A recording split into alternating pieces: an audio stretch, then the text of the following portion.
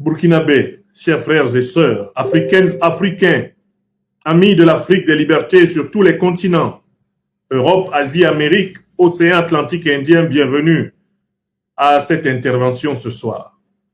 Je suis la trace de l'envoyé du néocolonialisme français, l'envoyé de l'impérialisme occidental en Afrique de l'Ouest ces dernières heures.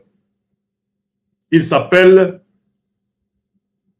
Mahamoud Ali Youssouf, ancien ministre des Affaires étrangères de la dictature de Djibouti, qui est actuellement, par la volonté de l'Union européenne et notamment de la France, qui contrôle, grâce à leur financement, l'Union africaine, le président de la Commission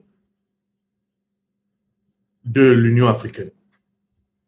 Il a commencé une tournée qui lui a valu l'adjectif qualificatif d'incongru, car nous avons analysé son discours hybride, bipolaire. Lorsqu'il est passé ici à Bamako, dans l'émission que nous avons donnée dans la matinée, ou plutôt en début d'après-midi, nous avons montré qu'il y avait quelque chose d'étrange chez ce personnage, puisque dans la première partie de son intervention, au sortir de son audience de chez le chef de l'État malien, il semble compatir, il semble reconnaître la souffrance, la lutte, la tragédie que traverse le peuple malien confronté à l'impérial terrorisme. Mais dans la deuxième partie de son propos, on entend une chanson qui n'est rien d'autre que le narratif des néocolonialistes et terroristes français, le narratif de l'impérialisme occidental, le narratif des valets de la France-Afrique, rassemblés ici en Afrique de l'Ouest, notamment dans la CEDEAO. J'ai analysé dans mon émission précédente cette bipolarité herméneutique. J'ai analysé cette contradiction, cette dichotomie, ce chiasme. J'ai analysé, cette hypocrisie du discours de l'actuel président de la Commission de l'Union africaine. À cette occasion, j'ai montré qu'il est incapable de nommer vraiment l'ennemi. Il est incapable de nommer vraiment l'ennemi. S'il était un véritable dirigeant africain, il dirait l'Afrique est l'objet d'une guerre de recolonisation organisée par l'OTAN. Depuis le saccage pendant 6 mois de la Libye par les États-Unis d'Obama, la France de Paul-Stéphane Sarkozy de Nagui Bokcha, la Grande-Bretagne de David Cameron et le Qatar, entre autres, associés aux 2 organisations terroristes créées par les services de renseignement américains et entretenues aujourd'hui, notamment au Sahel, par les services français, Al-Qaïda et l'État islamique. Si le président de la Commission de l'Union africaine était vraiment au service de l'Afrique, il dirait c'est l'OTAN, c'est l'Union africaine, c'est la France de Macron, le chef de la junte néocolonialiste et terroriste française. Il dirait ce sont ceux qui ont créé Al-Qaïda dans les années 80 et l'État islamique, comme l'a rappelé Donald Trump dans les années 2000, à savoir les services américains qui sont responsables suprêmes, accompagnés de leurs alliés occidentaux, l'Union européenne, et notamment de leur gendarme continental multidécennaire, la France. Ce sont eux qui nous attaquent pour recoloniser notre continent et mettre la main pour toujours sur nos ressources faramineuses, notre uranium, notre or, notre manganèse, notre coltan, notre diamant, notre bauxite, notre aluminium, notre lithium, mettre la main sur les matières premières stratégiques qui font de l'Afrique le continent potentiellement le plus riche au monde. Mais Mahamoud Ali Youssouf, l'ancien ministre pendant 10 ans du dictateur djiboutien Ismaël Omar Guelleh, il n'est pas au service des intérêts de l'Afrique. Pour être président de la Commission de l'Union africaine, il faut être approuvé par les puissances qui financent majoritairement l'Union africaine.